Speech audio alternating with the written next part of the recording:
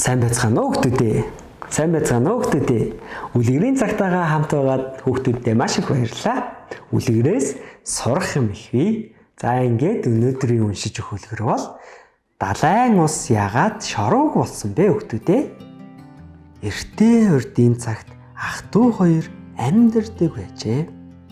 Ах нь чинээлэг хангалуун. Харин дүү нь ядуу даржин аж төрнө. Нэгэн өдөр гол зогоох юу ч үгүй болсон ядуу дүү нь ах дээрээ очиж идэх хоол гуйжээ. Баян ах нь инээмсэглэн энэ зүсэн махыг аваад үхэгсдийн танхим руу оч гэв. Ядуу хоёр талархан ахынхаа хэлснийг зөвшөөрчээ. Ингээд дүү нь аян замд гарч өдөржин алхасаар бүрэнхий болохын алдад нэгэн том орд харшийн өмнө ирэв. Гадаа нь нэгэн өвгөн түлээ хагалж байлаа. Өршөөгөөрэй, сайхан сэтгэлд хүмгай. Би үхэгсдийн танхимыг зорж явна. Хаана байдгийг мэдэхгүй биз хэмээн ядуу хоёр түүнээс асуулаа. Хүүмэн, чи зорьсон газараа иржээ. Чамайг дотор ормогц хүмүүс махыг чинь худалдаж авах гэхвээ. Харин чи зөвхөн хаалганы хажууд байгаа гар тэрмээр л маха арилжаарай гэж тэр сайхан сэтгэлд хөшин захив. Ядуу хүү өвгний үгэнд талархан хийгээд танхим руу оров. Бүх зүйл үнэхээр л өвгний хэлсэн нь ёсоор болов гин. Ядуу хүүч зүсэн маха термээр солиод гарав. Өвгнөөс термээ хэрхэн ажилуулахыг заалгаж мэдээд гэрийн зүг хөдлөлөө. Гэтэл тэр нь жирийн бус ид шидтэй терм юмсан ч ядуу хүү гэртээ хараад эхнэрийн хамт идэх уух аль сайхан бүхнийг хүсв. Термийг баярлаа, шидэт терм минь одоо болно гэж хэлмэгц зогсох хажээ. Баян ах нь дүүгээ баяжсныг нь хараад атаархан уурлан хилэгнэх болов.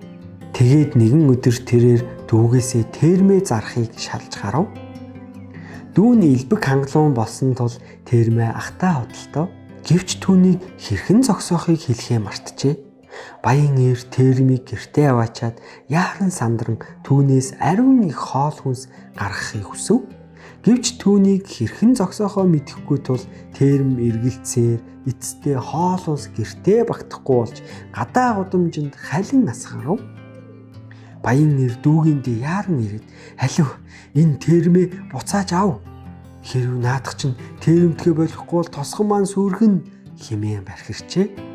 Ингээд дүүн термээ эргүүлэн авч дахин өсөж цангах зовлонгүй болов. Шидэт термийн тухай хол ойргүй ярих болжээ. Нэгэн өдөр термийн эзний хаалгыг алс орны нэгэн худалдаач нь тогшов.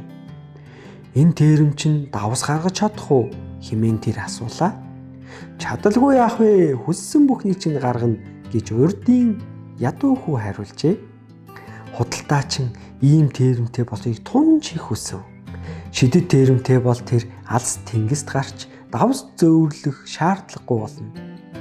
Би наад термийг чинь 1000 алтан зоосоор худалдаж авъя гэж худалдаач нь гуйлаа. Залуу ир термээ зарах дургүй байсан ч хангалттай чинээлэг болсон тул зөвшөөрч гин. Худалдаач нь давс термдэж гаргахаар тэсэн ядаж байсан тул яаран сандран одохдоо термийг хэрхэн зогсоох тухай хүүгээс асуулгүй гарч отов. Ингээд тэрээр их далайд гараад аль болох ахиухан давс гаргаарай гэж термдээ хэлжээ. Мэдээж хэрэг термч давс термдэж гарч гин.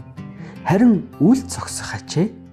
Давсан овоо ихсээр усан онгоц давсаан даалгүй живв.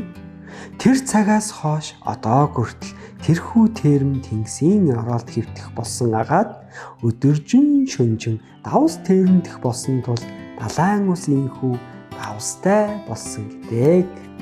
За ёстой сонирхолтой үлгэр байна тийм ээ хүүхдүүд. Далайн ус нэрэл давстай шорог амттай байдаг тийм.